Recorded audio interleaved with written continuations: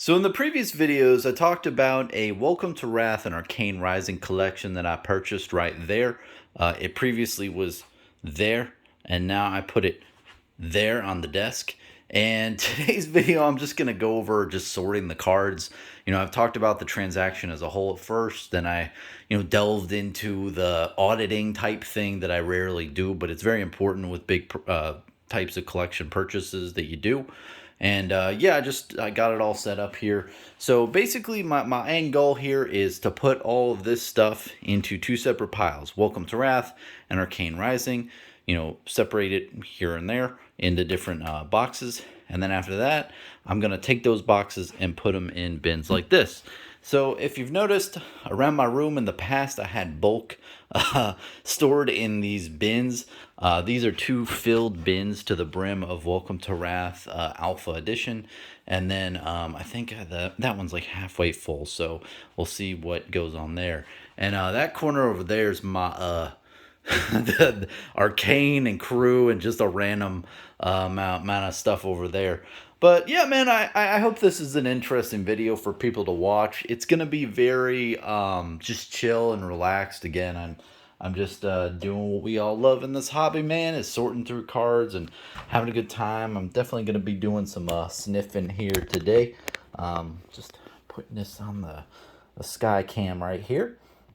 All right, so I've started a little bit. I opened the box right here, and essentially I'm going to be putting it in just other boxes if need be. So it seems like this started out to be Welcome to Wrath Alpha cards.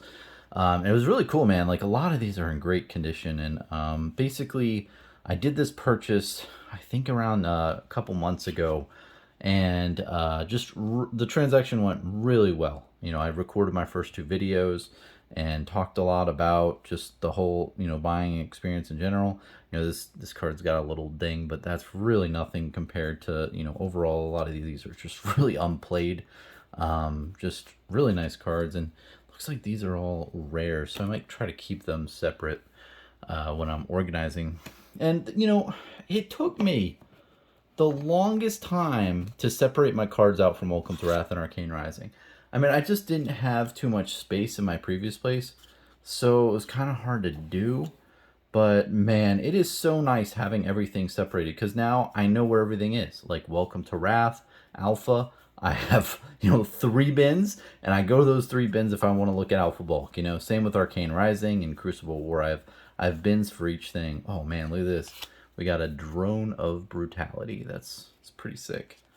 A lot of good stuff here. Red sigil or pink sigil. Really nice.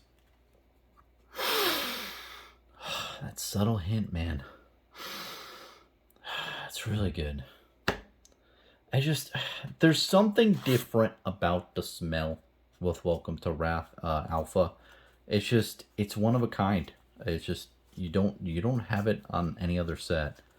A lot of the sets for Unlimited are very like inky, like and the ink isn't, it's grown on me, except the first batch of Belgium Unlimited was the biggest inky smell you've ever smelled. It was like squirting a squirt bottle of ink up your nose. It was that like pungent. The new Japanese cards, some people don't like them, but I think they smell like cherry blossoms, man. They have this nice, subtle, sweet smell. Now, as for the card quality, the card quality is interesting. Ooh, this is, oh, looks like this is Katsu. That's cool. It threw me off because I was like, what? Why is it a red strip up here? Because the only red strip in Alpha is the red pummel. Or no, red Razor Reflex. So a lot of people don't know that. So I'm going to put my rares here. I'm probably just going to put this to the side. I have like a whole box separate for, random stuff for random hero decks. So I'll definitely be putting in that box. And that really gets me onto a really good topic here, is sorting your collection into different boxes and having a home for everything. Because, man, I'm like one of the most unorganized persons ever. when it comes to, oh man, look at this stack of drones. This is nuts. I'm very unorganized though in life. I'm not very, you know, put together, but I think it's important to have a thing. Oh, let's see. This is definitely Reiner. I have to look at some of these Reiner things because they're just passing me by. I want to keep them separate from Welcome to Wrath. What's interesting too is look at the edge wear on this corner. Let's see, and it's printing edge wear. What I mean is like basically it has that little curl on the side. Oh, there you go. It's like white as hell right now. Yeah, this edge right here, it looks like it curves up. So that's what I'm gonna be looking for going forward for this. And you know, that's not too bad. You know, I mainly purchased Welcome to Wrath Alpha, but those things are really rare too. I mean, and it's basically Alpha, you know, the hero decks. But what I was saying earlier before I got insanely cut off by myself is that having a home for everything is really important. You know, having a place to put stuff in your collection when you find it, because there's stuff like that where, you know, I like to keep it separate. If it's a hero deck thing and it's just random single cards, I have a box for that. You know, also, you know, promo cards, I have a box for promos. And yeah, look at this Reiner as well. You see how is keeping track of the bottom lip corner. Yeah, now you see it. But it's interesting how certain printings have different things. But yeah, just having a separated box for things is really important. And I've noticed in the last couple months, I think it was, yeah, three months ago, I really sorted through all my shit. Ooh, we're getting to the arcane rare, so I'm gonna put these aside as well. But I've noticed a really well-organized room. Like, I used to have a really messy place, but just making sure everything had a home really helped in just sorting it all out. It just makes me feel better, man. It makes me know where everything is. Because I don't know about you guys, when I'm building a deck, sometimes I'm like, okay, well, where the hell did I put all this stuff? Like, I need, you know, these 5 cards, you know, where are they? And just having everything in their respective bucket is really panned out. Oh, that's good stuff, man. Good stuff. That's cool. So it looks like we have Arcane Rising mixed in here.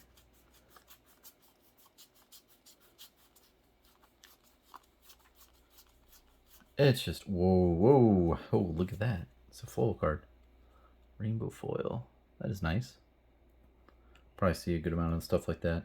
Yeah, and that is the cool thing about buying bulk is you never know what you're gonna get. You know, sometimes you get like, you know, just a random rainbow foil.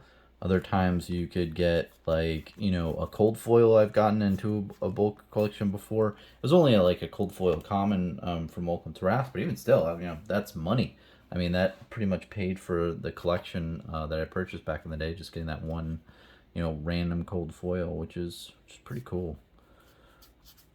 And, you know, it is with a thing. So, like, when I buy collections like this, I think the best thing about bulk is it's hard for me to be upset. As long as most of the cards are in good condition, as long as most of the cards are there and, like, it's in the realm of possibility of, you know, X amount of cards, I'm a happy customer. That's what I purchased. I'm trying to buy a bunch of near mint stuff. The only way this could be a transaction that I am not happy with buying bulk Alpha and you know, Arcane Rising is if it was something where like most of these cards are light played condition.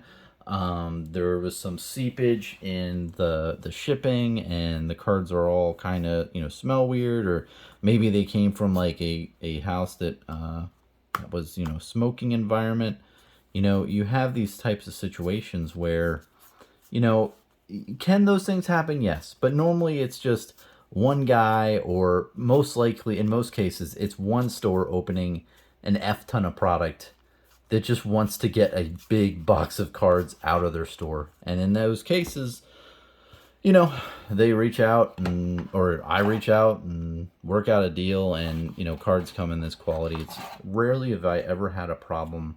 I don't think at all with bulk purchases. I mean, I've had some in the past where they just, The seller literally takes all the cards and just throws them in a big cardboard box, and doesn't really put like these extra boxes in there. And the cards are just all over the place, and a lot of them get damaged and whatnot. But when they're selling them for like 4 or 5 cents a card, it's hard to get a little pissy with like if 30 cards get dinged or damaged or bent. I mean, it is sad at the end of the day, and I'm a man enough to say that I have like shed a tear over a trading card in my day. Sometimes just seeing flesh and blood cards bent, doesn't really, I'm a sap with that, because when you're a collector, you idolize these cards. You put them on a pedestal.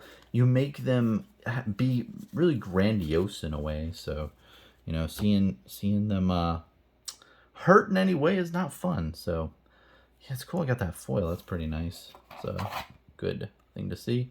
One thing to note as well, if you haven't watched a lot of my other videos, Arcane Rising first edition have a curl. Not just foil cards of that set, just the whole set in general, which is a very big distinction from Welcome to Wrath. If I was ever validating the authenticity of a card for Arcane Rising, I'd be very, very suspicious if the cards didn't bend in some way, shape, or form. I mean, you can definitely see the Japanese cards now out there for Welcome to Wrath, and they are straight as a feather. I mean, if it's one thing that those cards did is made straight ass cards, I'll tell you what, like they have not bent from what I've seen now. Other people have said little things about the card quality not being as good as the Belgian print. I just don't see it, man. I would love for people to comment on this video even and let me know what your thoughts are. And I think I'm just going to say that I don't think I'm very qualified to answer that overall. Like, I think that I know like the difference between the Belgium and the Japanese, but I don't really see it as a big deal. At the end of the day, yes, it is different. Yes, it is more stiff. Yes, there are certain things that you can pick apart from differences between the card quality and whatnot. But I don't know if it's like bad. If I can say it very bluntly, I don't know if it's a net negative for the Japanese print. So that's what it is. All right, so got this really big stack of Arcane. I wonder if the rest of it's Arcane. This is a lot of rares, man. Like, this is... And so, to reiterate, the whole point of this whole thing, if I can go back to the basics, man, the whole point of me doing this, you may be like, Bronson, you're crazy. I still love you, but you're crazy. I'll say, thanks, man. And the reason why I want to do this is I want 1% of the print run for Welcome to Wrath and Arcane Rising. I think that would just be really cool to say as a collector, and I think that kind of collecting mindset is going to be more proliferated in the future, where people just try to buy a percentage of the print run because it's just a cool thing to say you have. It's kind of cool. I would love to someday like have someone over and be like, hey, you see those 6 bins in the corner? That's 1% of Alpha print. Like, that's pretty cool, man. Like, that's a neat thing to say in my mind. So, I that's the whole goal of me, like, really doing this. And I don't know where it comes from, man. I think because a little bit I'm a cheap ass, like, so I don't like to spend a lot of money overall. Like, I'm a very cheap ass in life, so I like to spend my money very frugally. So bulk kind of caters to that frugalness. So that's kind of really where it starts out. I know, though, it's gotten to a level where I am actually spending a good amount of money, like, $1,000 or, plus on these, so it doesn't become very economical. But I just think of it's like, hey, I can buy these, like, 10,000 cards for the same price as a really, like, high-level, high rarity card. And in my mind, I'm like, oh, well, that's pretty cool that, like, I can own all this shit, and if it's like a fraction of a percent of the entire print run, that is a collectible facet in my mind of the print run. Because That's why Shiana, that's why the cold foil legendaries are so much money, because you think of how many there are, and you're like, oh well, if I just even have 5, that's maybe a quarter of a percent of the print run. That's pretty desirable here. It gets to a point where you're like, whoa, like there aren't that many out there, and I own a good chunk if I even own 5 or 10.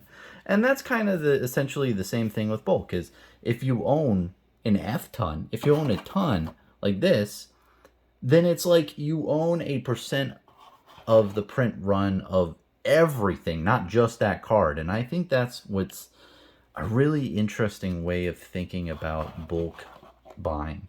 And I do want to emphasize too that doing this normally with any like Magic the Gathering set or a Yu-Gi-Oh set or any like modern set of a trading card game that's established is, I don't want to be mean, but it's kind of dumb. Because you can't really own a percent of the print run of like New Capenna or anything like that, because it's the print run is millions of cards. Like, you will never get 1% of the print run. I mean, to get like 1% of the entire print run of the Streets of New Capenna, you'd probably have to have 5 of the rooms that I am in stacked floor to ceiling with trading cards to get like a percentage of the print run. And not that there's anything wrong with that. It's just that's way too much out of my comfort level. Whereas for Welcome to Wrath first edition, you'd only need about, let's say, 6 boxes, 6 of those boxes that I showed you earlier. So it's like, it's doable, which is really cool to me. Now, most of these I think are in the correct boxes. It would be good if I didn't have to sort through too many. It looked like in the last box that I opened, it was like half Welcome to Wrath and half Arcane Rising, which is pretty cool. And there's a lot of rares in this. I didn't realize that I purchased so many rares. I really like buying like the commons more because they're cheaper. But rares are interesting, man, because if common cards are like, I think there's 30,000 of each common card. I think the amount per rare card, and someone would probably have to correct me, I didn't do my research, but I think each one of these cards is like one of 6,000, or I don't want to say 6,000, one of 10,000 maybe. So like, you're adding up a lot of these cards and you're like, oh wow, like that's not that many, like 1 out of 10,000, just for like a bulk $1 card. That's pretty not bad. I mean, if you look at a lot of other cards out there for Flesh and Blood that are like promo cards and, the cold foil, whatever, it's like, well, how many of those cards are out there? Like the cold foil promo cards that are selling for like $50, or, the promo cards out there, the rainbow foil ones that Rudy gives out in his kits. Like, how much of those are there? I think for Rudy's kits, they're around 2,000. But even still, like, this card right here, like, overpowers like $2. And it's 1 out of 10,000, right? Like, let's look at even, Warrior's Valor Blue. This is probably a $2 card at this time period. It's a rare Welcome to Wrath first set ever. Now, you have even bigger than that selling for $50 on the open market, being generous. So you're telling me that a card even bigger than that has a print run of 2,000, and it's just a random promo card, and the card isn't even that good, no offense to it. But then you have stuff like this, like a Flustering Fist Red that's like $2, and it's 1 out of 10,000, and based off of attrition and a lot of other factors, it's probably, a lot lower than that. So you have this weird scenario out there in the market, man, in my opinion, that, Alpha, I never thought it was priced right. And you know what? I'm insanely biased when I'm saying that. I'm going to say it right I'm sifting through a bunch of Alpha Welcome to Wrath bulk that I bought. I'm very biased in saying that sentence that, Welcome to Wrath and Arcane Rising just wasn't priced right in the market. But it's how I feel, man. It just doesn't make sense when you look at Magic the Gathering, right? And you look at different common cards from it, like Fireball, I believe, and a lot of other ones. Like they did have price spikes based on the usage of the cards, like, you know, certain cards. But then you also have, you know, Samite Healer and, like, you know, Flight and a bunch of bullshit common cards from Magic the Gathering, but they're still holding at like $3, and well, probably a lot more for Alpha now, since the game has aged such a long period of time. But you know, it just goes to show you that, like, you know, a lot of other TCGs that have been established for a very long time, the money in old cards is there. Like, people do gravitate towards those beginning sets because it's provenance. It's the beginning of the game. So I think that Welcome to Wrath and Arcane Rising First will definitely have nice things going for them in the future. So, you know, and there is that investment type of thing, but I'm honestly trying to just get these cards as a collection purpose. It's really going in my vault, and I know a lot of people out there might be like, "Hey, Bronson, like, you know, can you hook me up, or can you are you interested in selling?" And nah, man, this is stuff I want to keep. All right, so I'm just gonna look through this very carefully. Most of this is pretty clumped, which I like, so I'm not really worried that I'm gonna miss certain cards if I don't go through the entire bundle. Right now I'm just looking for certain things. I think the rest of this is Arcane Rising, which is pretty cool. Okay. Yeah, so okay, so all that is Arcane Rising. We did get some Welcome to Wrath Alpha here, so I'm gonna put that in the side box, I think. Yeah. And I'm just gonna put this Arcane back in. Oh man, well, it takes me back. What can I say? All right, I think I want to put some though in this box because I'm trying to get this box out of the way, and I'm just gonna go box by box and just sort cards out, put them in boxes. Once they're fully in, I'm done. One thing I really want to do in the future is I want to sleeve all the cards. Now, I talked to a really cool guy in the community out there, Saint from the Fable Hunters. You know him, you'll love him. And he said apparently he's gone through all of his Welcome to Wrath and Arcane Rising bulk, and he's sleeved it all. And that is just tremendous. I really want to do that in the future. I just don't have the time right now to do that and go through all of these cards. It's too much, and the expense isn't too bad. Like the sleeves are another thing that I have to like really purchase in bulk. So this is Arcane Rising, and I'll get my pen right down there. Where'd that pen go? There you are. Okay. So this is Arc. Put that to the side. Okay. And this is Arc 2. This is Welcome to Wrath. I'll put that in the bin over here. So I'm gonna put the Welcome to Wrath bin off camera. Trying to make room for this big thing over here. I did get this small little bitty thing. Oh yeah, this is just a bunch of random Everfest cards, and oh, I think there's some Arc here too. Okay. That's what's cool about bulk, man. You never know what you're gonna get. It's always exciting. Everfest was such a fun set. Yep.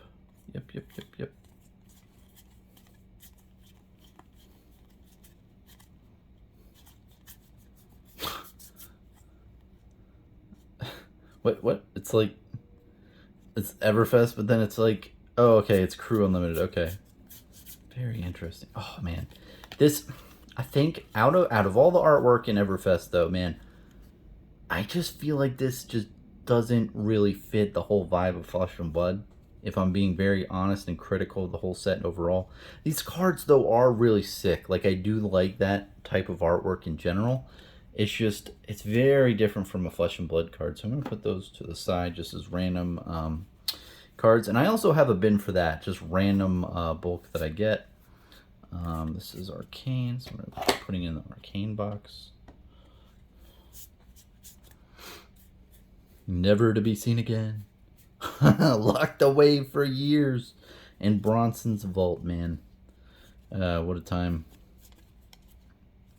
I mean, in the collectible world, another thing I really want to rant at is people look at my channel.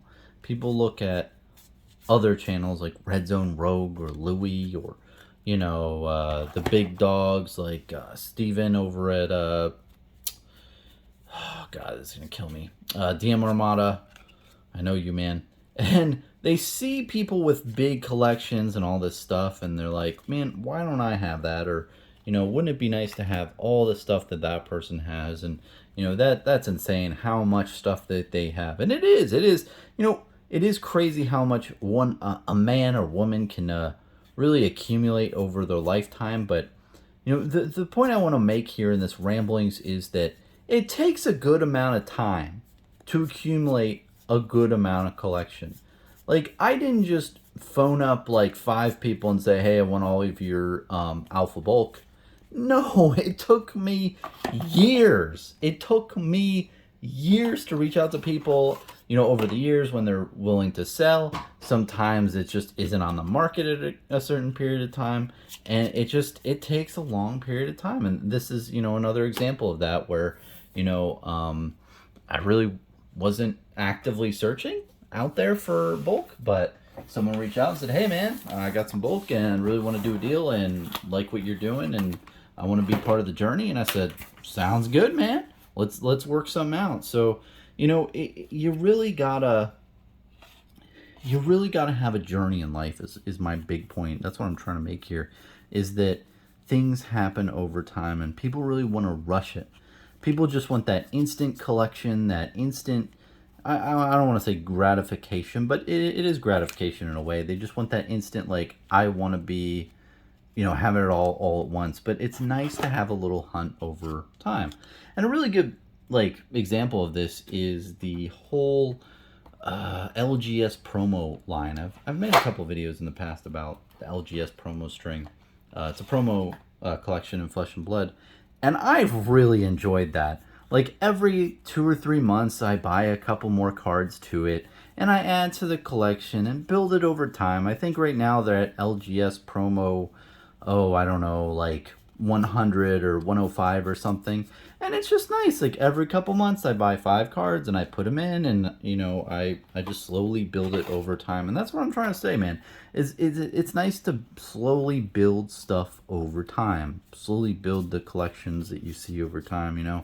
It's really not a race. It's a marathon, and when enjoyed in moderation and responsibly, I think this hobby can be really great. It's very relaxing after a hard day's work, and you just, you know, get off work and you start going through cards and, you know, looking up TCG Player and thinking of what else to collect, and, you know, transacting over, you know, with PayPal over Discord, and, you know, opening stuff that you get on your doorstep and like this and sorting it out like I'm doing now. You know, there's so many different facets to this hobby that just make it so really just so cool, man. Especially for like introverted people. I think it's just a nice, like, relaxing type thing that you can do with your life. And, you know, in a sense, it's the journey that makes it fun. It's not just having the cards. Having the cards is great and all fun and all, but you know, the journey behind it and getting it over time it's really what I want to focus on, man, because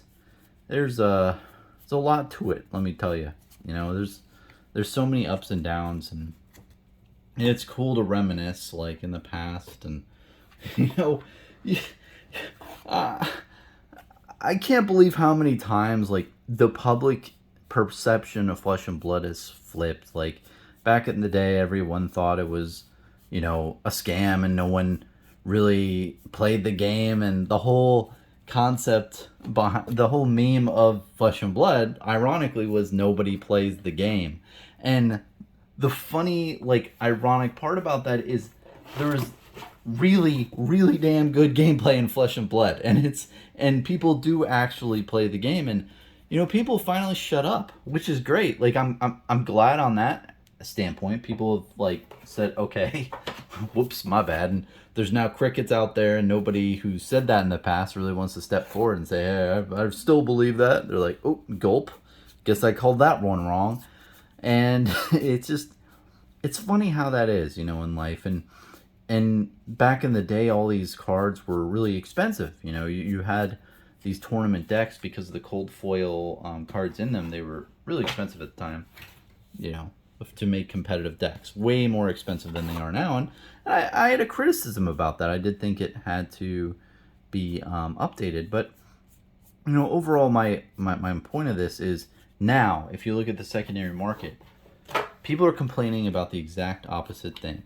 Instead of complaining about how expensive the cards are and how no one gets to play, and this is a collector's game, not a player game, it's the whole vibe of, okay, they made too many cards, the collectors are out, people are pissed, stores are losing money, like, this is bad. And it just makes you wonder, can LSS really trust feedback from their players, right? And this is a really good question overall, and I think that one guy, Mark Rosewater, explained it very well. So he has this one really good GDC video, and it's like the 20 lessons learned, and I've watched that a couple times in my life. It's a good learning experience, and in it he states that players are really good at identifying what's wrong with your game, but they're rarely good at solving the issue about your game. And I think that reigns great and true in card design, but I also think it reigns true in the secondary market as well. Like, I think that, people are really great at identifying issues in the secondary market, but they're very poor at deciding what to really do. And I had heard so many people back in the day, we're talking about 2021, that Flesh and Blood should just print a bunch of cards and print it to the ground so everyone has access to the cards and rah rah rah and all this shit. And now you have the complete opposite thing, where they're printing enough cards for everyone. Everyone's getting what they need. No one's having issues. And this really goes into the topic of, well, if there's no problems in Flesh and Blood, then you have a game that does not have as much marketing, because there's not as much shit that hits the fan. And it's a really interesting topic, probably definitely for another video as well. But I don't know what other people's points out there are, and I'm kind of divided, because I do agree that if Flesh and Blood has a mistake, especially if they own it, and they did that one article where like, hey, we made a mistake, and it was a huge meme and all that shit, and people, and they said, hey, we made a mistake, that's going to draw attention, and content creators are going to make a lot of videos saying this is really bad for Flesh and Blood, and I'm really pissed off and everything, and that's going to get more views, because negative content gets more views, and that's going to perpetuate the game and give it more influence. But if Flesh and Blood is doing great, and Legend Story Studios is smart, then there's not as much drama. There's not as much negativity. There's not as much pissed off. Ooh, look at that. Springboard somersaults. That's really nice. These used to sell for $10 each. It was amazing. But yeah, there's not as many people pissed off at the game, so it doesn't get as much hype. And you really have to wonder, like, isn't that really, like, ass backwards in the market? Like, only when games are doing bad do they get better press and get more attention. It's just unfathomable to me. It's just very odd to me that it is like that in the world. And that's, and it goes the whole thing with no bad press is good, or no bad press is bad press, or whatever. Any press is good press. I think that's the phrase, how it goes. But yeah, just, I think that's what really is happening to Flesh and Blood at this current time period, is that, oh man, look at all this equipment. I love it. More. But I think that's what's happening in the market, honestly, is like, there are just, Flesh and Blood and Legend Story Studios is making a quality game. They are putting out into the market. Everyone is able to get it. Everyone is able to afford it. It's widely played and everything. And they're not making as much mistakes and just dumb moves like, other TCGs. when other TCGs make dumb moves, they get more press and attention. But you really wonder how long that whole thing is going to last. Like, bad press being good for the company overall and more people talking about your product. I mean, I think the main devil's advocate that people are going to say is like, well, Bronson, it's mainly collectability that drives consumers to your market and to your game. And if you have a lot of, hype and negativity around that aspect and the collector bros scene, then that is what is going to be good for your product overall. And that's what is going to drive more people to invest and collect because they're interested in that kind of shit. So I agree to a point. I agree that is true. And I put my welcome to wrath in this other, bin over here. But yeah, I don't know. Because that does do something to an extent with the collectability. But what you have to be concerned about is if everything is collectible, then you're seriously diminishing the value of your cards long term. Like, if you constantly are making 1 out of 100, 1 out of 200, 1 out of 300 cards, and you're just doing it irresponsibly, and by irresponsibly I mean you're just selling direct to consumer, or you're putting it in products. It's just kind of an odd situation, man. I don't know how I feel about that.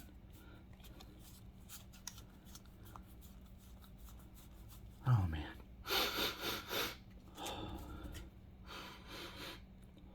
Smells really good, dude.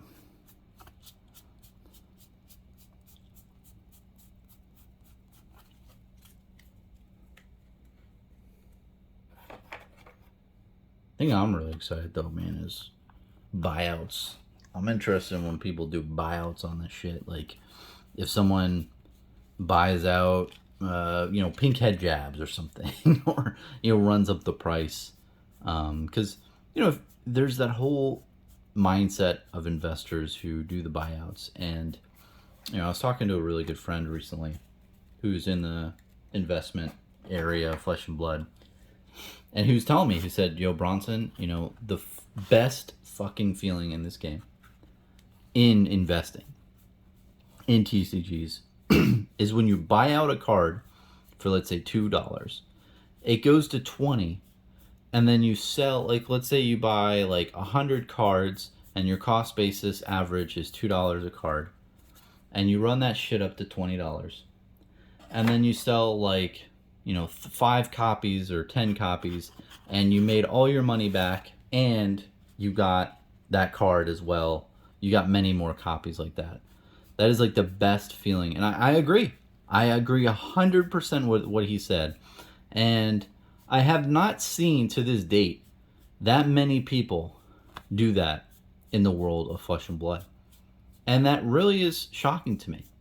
It's shocking to me that people haven't really just had the balls, or just maybe the know-how, or just pulled the trigger. I don't know what it is, man. I don't know why it hasn't happened more, to be honest. Because if you're from the Magic the Gathering community, man, this happened a lot.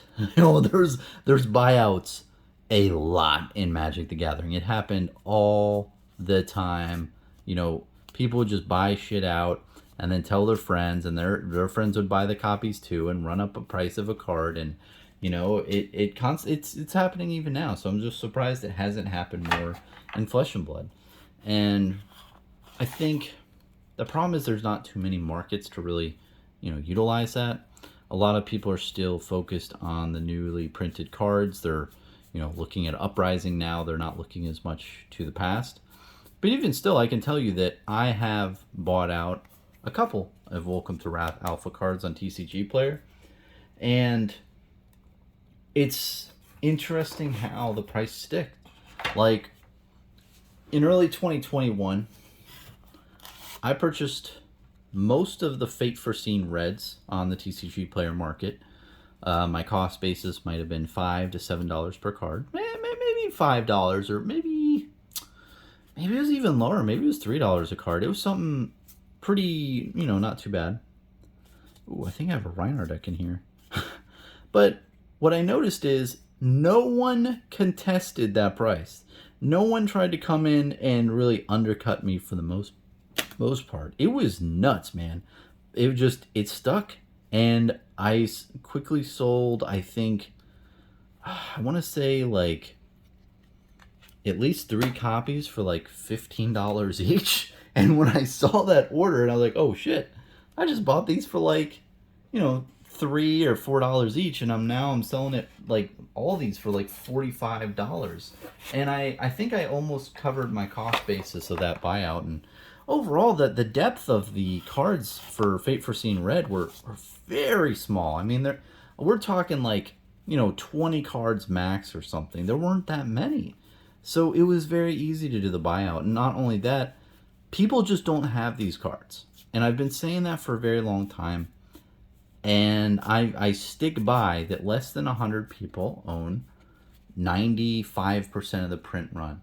I know that sounds like a crazy number, but when you look at a lot of the known investors in the market, like Saint from Fable Hunters, you know, who owns roughly 5% of Welcome to Wrath Alpha, probably more, with, you know, singles and other, you know, stuff he's done. Like, there aren't that many people out there. Like, there's a bunch of Saints out there is what I'm saying. Like, it doesn't take too much math to add up to where you're like, oh, wow. Like, if he owns 5% and Bronson owns almost a 1%, and, you know, Jeff owns like 3%, and Sally owns 2%, you know, there's not that many people who really own a good portion of the market. And honestly, I think it could be lower than 100. I'm just being very conservative in life. I try to be conservative with my estimates because I'm very concerned about making, you know, boastfully making estimates in general. So I want to be conservative. It could very well be less than 100 people who just like the game, like me, who are just saying, hey, I'm riding with FAB to the ground, and this is where I'm, you know, investing in, and this is what I want to do. So, you know, I really think you have that type of situation. Oh man, so I got some, what is this? Is this a crew card? Get that out of here. We got Arcane over here.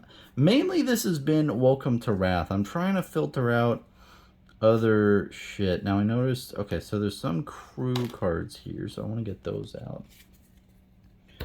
But overall, what I've loved about this collection is it's pretty well tamed. Like, a lot of it is pretty well organized. And it's just, it's great touching these cards again. You know, you go through periods in life where you just don't touch the cards as much, and I gotta do that more. Oh, look at this. This is like an Ira Welcome deck. Look at this. That's an Ira deck. Oh, that's so cool. This goes and this stays. I wonder if I'm gonna find the rest of the Ira deck. That'd be cool.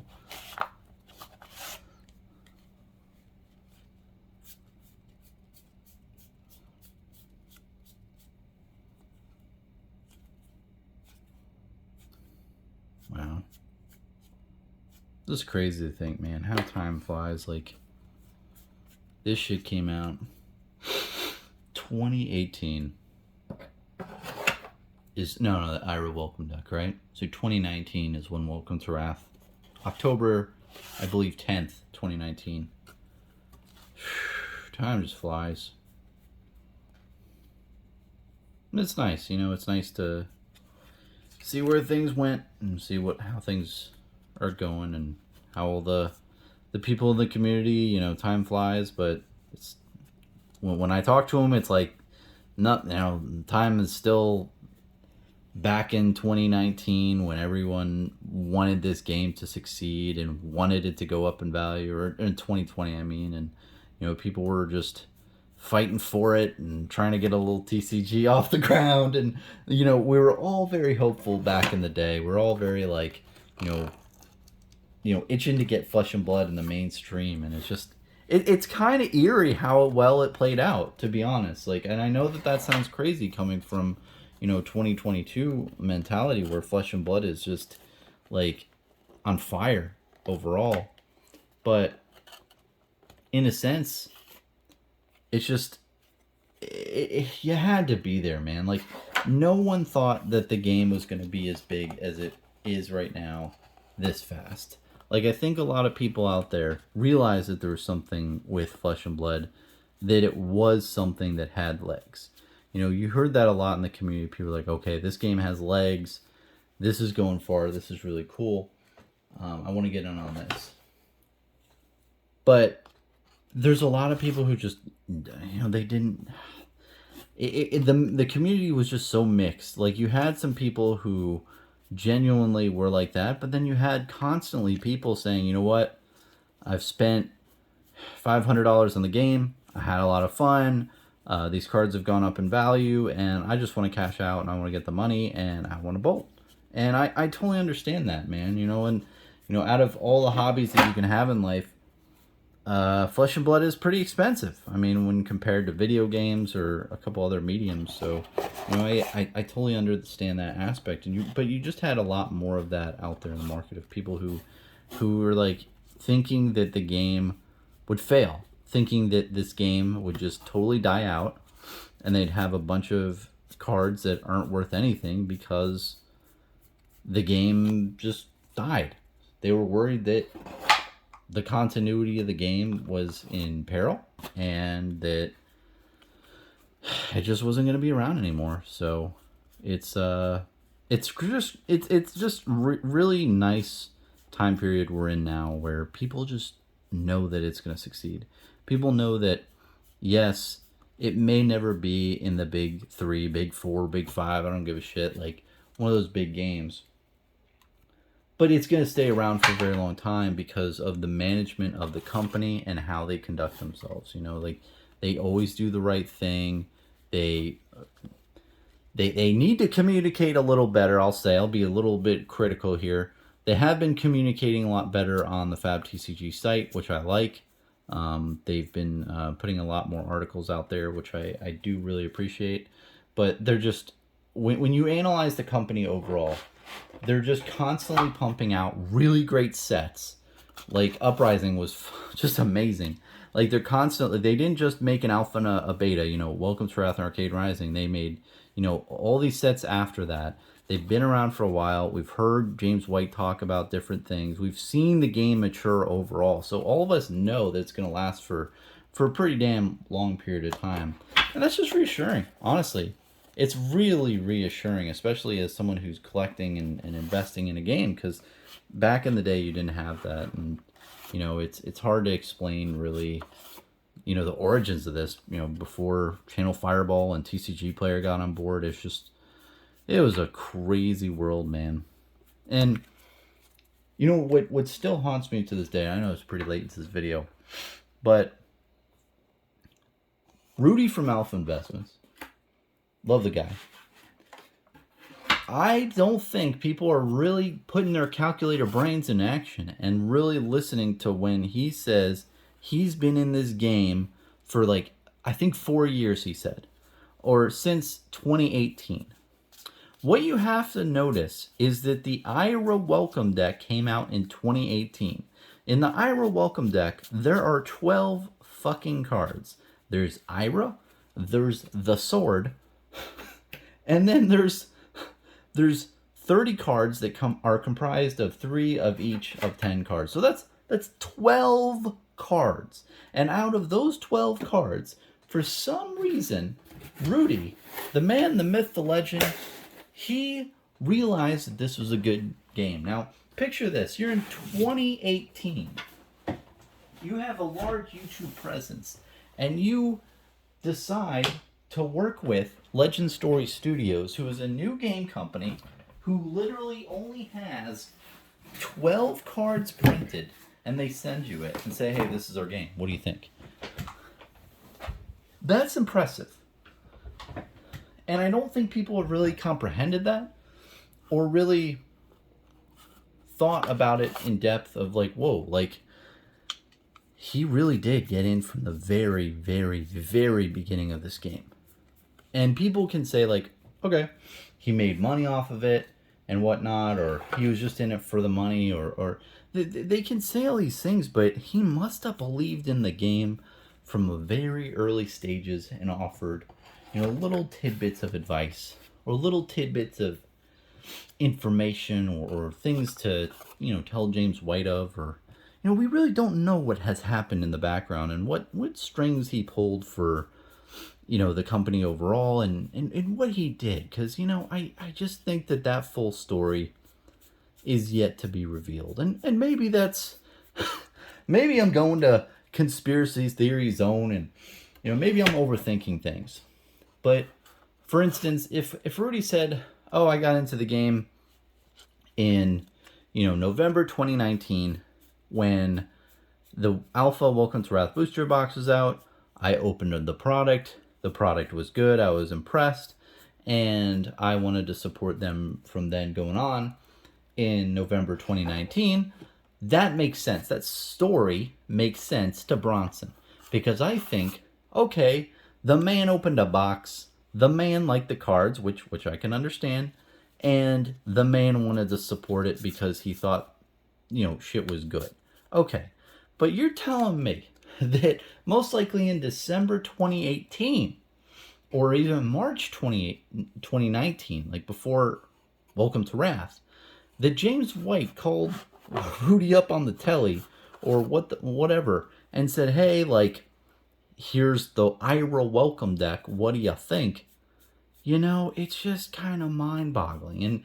And when you look at when the artwork and everything was commissioned for the Rudy promo card that was with Steve Argyle, it was done before this. It was done before Welcome to Wrath had ever been printed. Like, isn't that just so odd? Like, don't you, like, have, okay, Ira welcome deck, then you have Welcome to Wrath Alpha, then you do the Rudy promo? No. It was Ira welcome deck, Rudy promo, Welcome to Wrath. And that timeline of that time period of how long he's been involved in the background and what he may or may not have done. Maybe I'm reading into things too much. It's just very fascinating to me. And I think if there is a story in the future where, his involvement is discussed in greater detail, I think it'll be very interesting. I think it'll be very eye-opening in general. Because, yes, does the man treat the trading card game realm as a playground? Of course. But, dude, a lot of people do. I do. I love the playground. It's great. It's a lot of fun. This hobby's awesome. And he just does it on a level that's like, that nobody had seen before back in the day. And I think that, that those intentions might be a little misunderstood by the public. But if you just think about the time period that was in 2018 and early 2019, where the perception of everyone overall was that new trading card games can't succeed. New trading card games are really bad. And not only that, the market overall for trading card games was just in the shitter overall. It was a really bad time period to make a trading card game. And you have a man who, lives by, like, his reputation. And he's like, okay, I'm good with being associated with this 12 card Ira deck or, whatever. And I don't know. Anyway, long story short, is I'd love to make a conspiracy theory video, but it would just honestly be all like me just making things up. I don't really have any points of reference. All I know for sure is that Rudy was in Flesh and Blood for a very good amount of time. He probably got in March or April 2019. Probably even earlier, or March or April in 2019, excuse me. And possibly even earlier, maybe in the end of 2018, based on some things he said in previous videos. I'm not sure. But I think there's a lot more to the story of the origins of Rudy that the public really knows about. So, it'll be interesting to see if that really materializes in the future. Alright, so I'm mostly done this box. I wonder if I can show this whole box on camera. Oh, I had this Welcome to Wrath box done. Cool. Okay. It's a big box, man. All right, so this thing is almost done. I've got a bunch more cards here, and I got the other box here. This has been a really long video. I don't know if I can. I don't know if I can voice it for pretty much longer. So I'm just gonna wrap it up and ramble a little bit more at the end. And yeah, this has been fun, man. It's been such a long time since I've talked, or since I've touched Welcome to Wrath Alpha cards. It's legit. It's like the subtle nature of these cards. So nice. It's just crazy thinking back. But yeah, no, overall, man, it's nice to reminisce. It really is, because, you know, Flesh and Blood has been a big part of my life over the last 2 years. And, you know, overall, content creating has been really a great experience. Just overall, just learning how to speak appropriately and just getting into a rhythm, talking with the community, embracing it, and just, you know, there's so much intangible wealth. And, you know, just talking to people, meeting people in the community, like, you know, Saint from the Fable Hunters, you know, talking to him. And, you know, also, you know, Rudy from Alpha Investments has been nice, really nice to me over the years, and, you know, commented on my stuff, and he plugged me a couple times. And it's just been a great ride, man. Flesh and Blood has just been such a great community to be a part of, and it's just going to be really cool to see how well it ages in the future. And I think we're seeing that overall in Flesh and Blood. Is the age, is that early on it was like a new car. It was a new car smell.